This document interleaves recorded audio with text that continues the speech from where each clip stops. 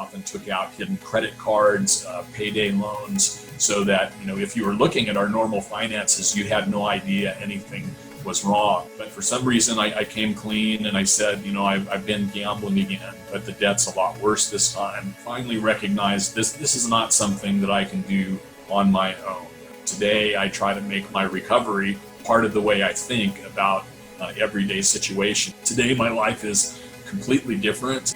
Today, 13 years out from my debt, it's astounding for me to look back on that time and where I was 13 years ago, and I was truly a mess. Hey everybody, Aaron, Nevada Council here. We're going to have another conversation with Ted. September is National Recovery Month. With that, we've been highlighting stories of recovery all month and talk to Ted all the time. Might as well highlight his story of recovery. Also, just so happens it's his birthday today. And no, I don't mean his birthday. Ted, how you doing? You want to tell us what the birthday thing is to the uninitiated? Oh, thank you, Aaron. It's nice to be back again. Yes, today is my birthday, kind of a recovery birthday, really.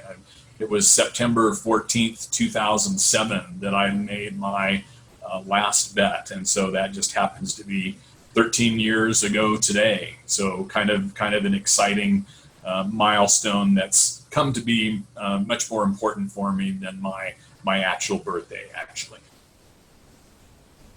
That's awesome. Well, congratulations and happy birthday. Thank you so much. If you don't mind, let's get into your story of recovery. Maybe just start with your initial story, and then we can get more into some recovery stuff. Absolutely. Yeah, thank you. So my story is not particularly unique. I think among those who develop a gambling problem, I've been gambling since I was fairly young, at least the age of 10, when I remember a lot of our family trips used to be driving from Lubbock, Texas to Ruidoso, New Mexico, where there was a horse race track. That was kind of my first recollection of gambling activities. And by the time I was a teenager, my dad had taught me how to play poker. And by the time I was in high school, I was playing in a regular weekly poker game with my own dad and a bunch of other professors from Texas Tech University, which is where he taught in the music department, and some other just professionals from the community. Very friendly game, low stakes. By the time I got to college, however, I had graduated to a higher stakes game that involved some of those same individuals, although not my father. And there was quite a bit of money changing hands in that game. At this time, I was still in control of my gambling. And what I mean when I say that is I took only what I could afford to lose to the game. And if I lost that, I wouldn't come back until I'd saved enough to play again. And somewhat perversely, I won enough money in that game over time to move out of the house, get my own apartment, quit my job at Pizza Hut where I had been working. I had a full ride scholarship to Texas Tech, so I had no educational bills and literally was financing my entire life through this once a week poker game. It wasn't because I was a particularly great poker player. It's because there was at least one and probably two men in that game who'd already developed a pretty serious gambling problem. And the way that manifested in the live poker game was that these two guys would stay in virtually every hand, almost to the last card every time, trying to catch their miracle card. And even if they caught that miracle card, often it wasn't the best hand at the table. And I thought they were just the world's stupidest poker players. But looking back, through the lens of today, I think I realized what was going on with both of them, because these were two pretty bright guys, very intelligent. But I think everybody in that game, myself included, was winning money over the long run just from these two guys. Fast forward a little bit, I finished graduate school and I ended up getting a job in Las Vegas, which I was pretty excited about. My background was in archaeology, and the joke in my family was if the archaeology didn't work out, you've got your music to fall back on. Both those things worked out pretty well. Got a job at the Desert Research Institute on the research faculty, and later on, when the Las Vegas Philharmonic formed in 1999, I've been a member of that group ever since. been connected to the community in a lot of other ways as a soccer coach, volleyball coach. But long story short, none of these things kept me from developing a pretty serious gambling disorder that reached a peak back in 2007. And it wasn't something that happened overnight. It was very gradual, quite frankly, for a long period. Again, even after moving to Las Vegas, I set those limits. I was able to keep to those limits of both time and money. But gradually, and then more quickly, I developed a pretty serious problem focused on video poker. And you'll often hear people telling their stories relate to the machines, and especially video poker as being one of the things that caused them the most problems. And that was certainly my case.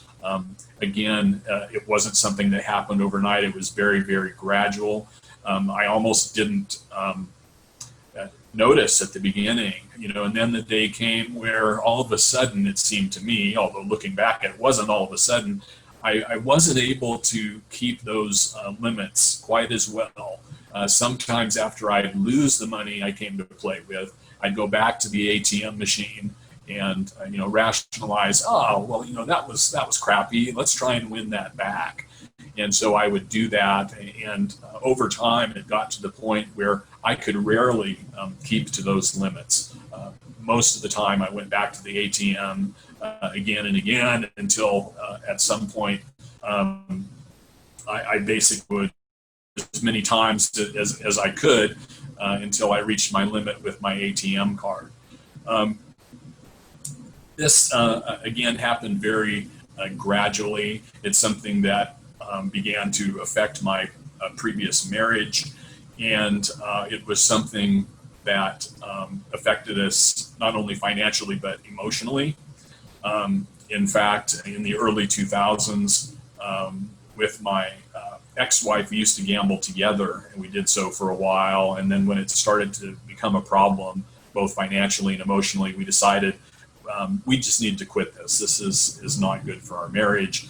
She was able to quit cold turkey, and I quit for 3 or 4 months. And then unbeknownst to her, I started out gambling again. And this was the point at which I began to hide the fact that I was gambling from my family, and also come up with very creative ways to get the money to gamble with, to make sure it wouldn't show up in our normal checking and savings or retirement accounts. So I often took out hidden credit cards, payday loans, so that, if you were looking at our normal finances, you had no idea anything was wrong. But behind the scenes, especially over kind of the 3-year period from 2005 to 2007, I was a mess. It really became, gambling for me became an obsessive thing. So even when I wasn't gambling, I was thinking about it all the time. I was thinking, how can I get away from work without my colleagues knowing that I'm gambling? It was important for me to try to do it during work time so that my wife had no idea where I was. And then also, where was I going to get the money to gamble and try to win back all of this hidden debt that I'd accumulated with. So it was not a productive time for me. It was not an emotionally stable time for me. It was not a good financial time for me. So there were lots of areas in my life that were being impacted. And then over the period from 2005 to 2007, I can sort of pinpoint this is the time that represented the beginning of my recovery in a number of ways, or at least my first attempts to get help. By 2005, I had recognized that there's definitely a problem going on here.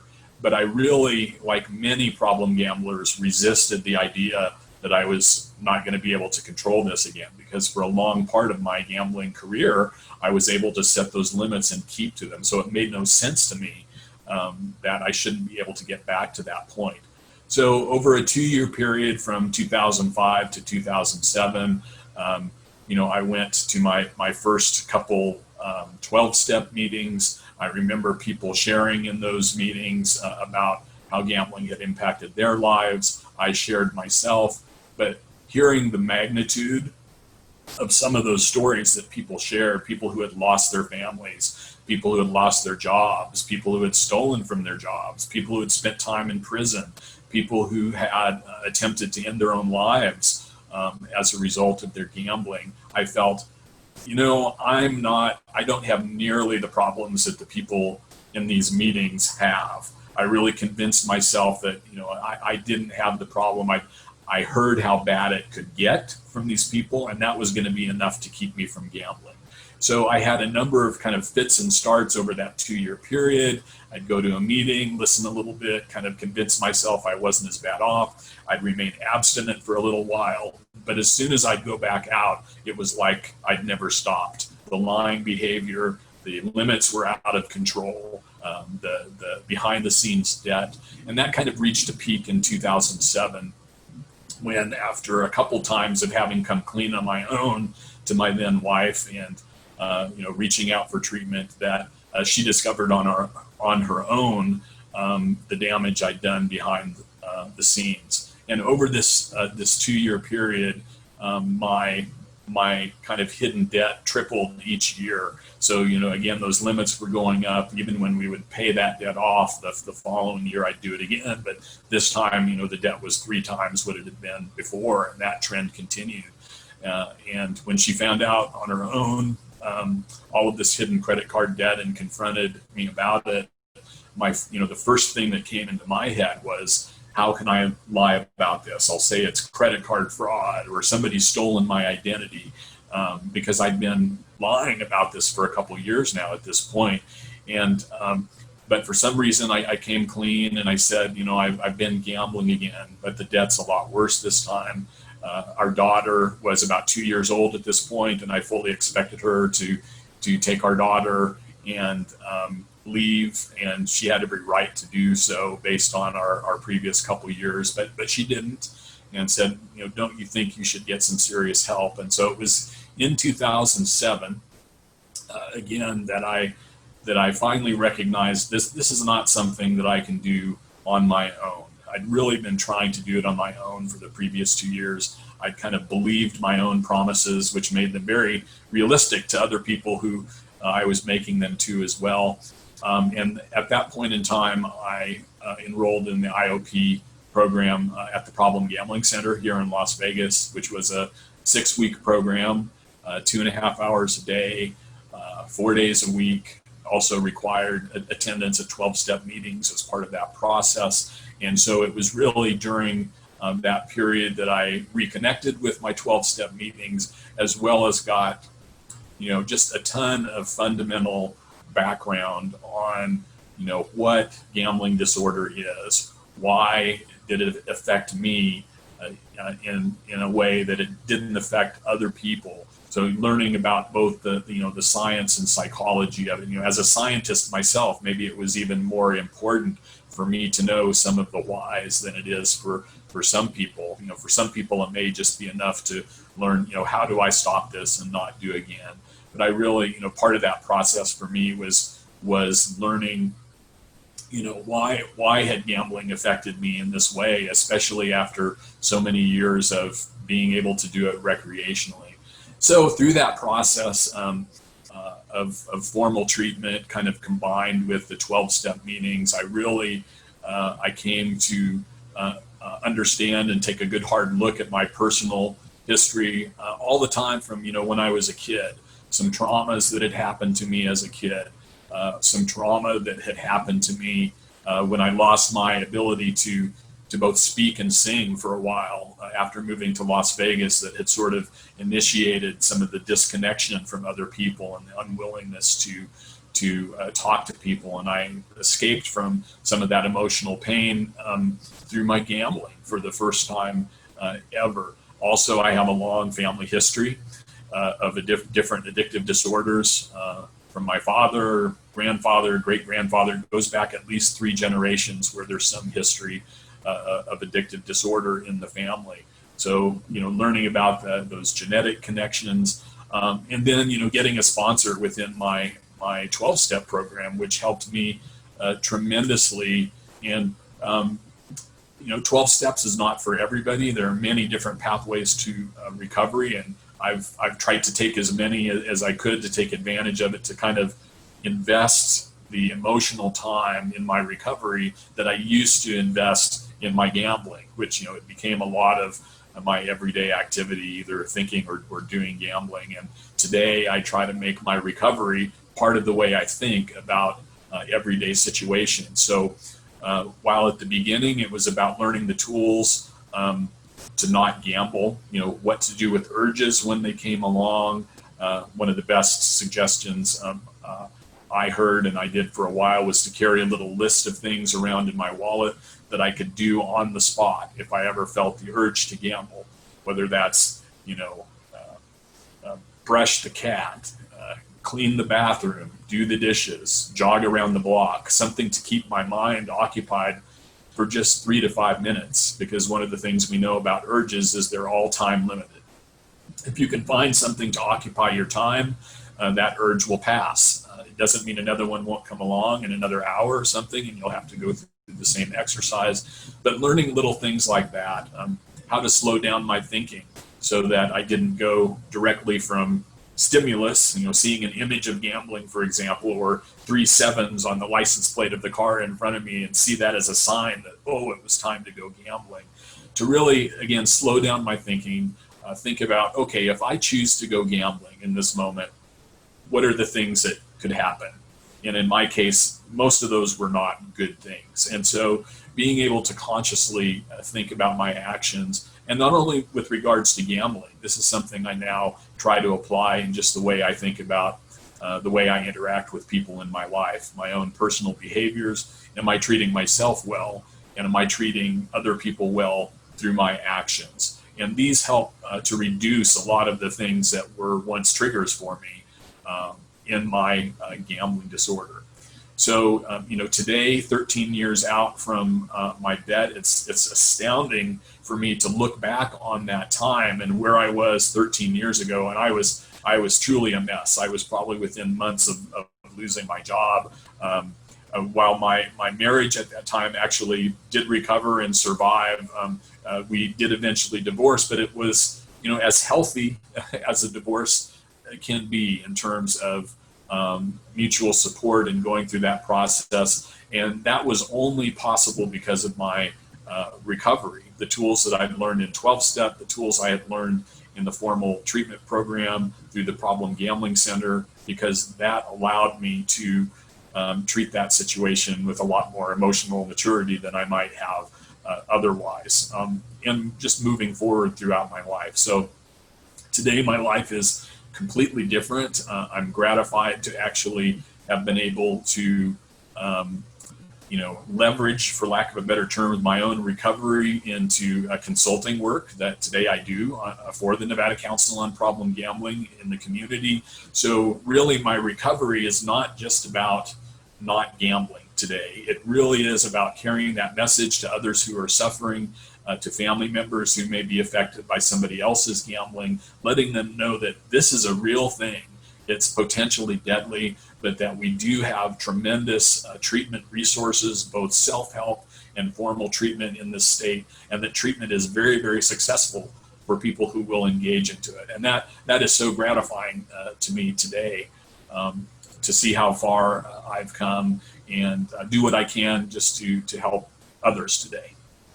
Well, that's amazing. Thanks for sharing. And once again, congratulations on 13 years. Thank you so much. So it sounds like your path to recovery, or your road to recovery, was intensive outpatient program and 12-step meetings. And I know those are usually combined for the most beneficial treatment. Just want to highlight, that might be new to some people, that forms of treatment are intensive outpatient, could be individual or group therapy, and then of course 12-step meetings, which a lot of people know about. It might be new to them to learn that there's Gamblers Anonymous, a gambling version of a 12-step meeting. But I wanted to ask you something about 12 steps and maybe see what your advice to a newcomer would be, because 12-step meetings carry a lot of their own stigma. A lot of people associate those as a faith-based meetings, or are a little scared of just the gravity of it all, or the misconception that everybody's there talking about their problems, and what you kind of highlighted in your instance, hearing problems that were way worse than yours and going, oh, I don't know if this is for me. What would you tell a newcomer, a person new to recovery, to help them better understand or not be so afraid of their 12-step meeting? Thanks for tuning in. Since you made it this far, please hit the like and subscribe button. It really helps us out, and we appreciate your support. Tune in to next week's video, part 2 of Ted's recovery story, where we get into the discussion portion of what we just heard. Thank you.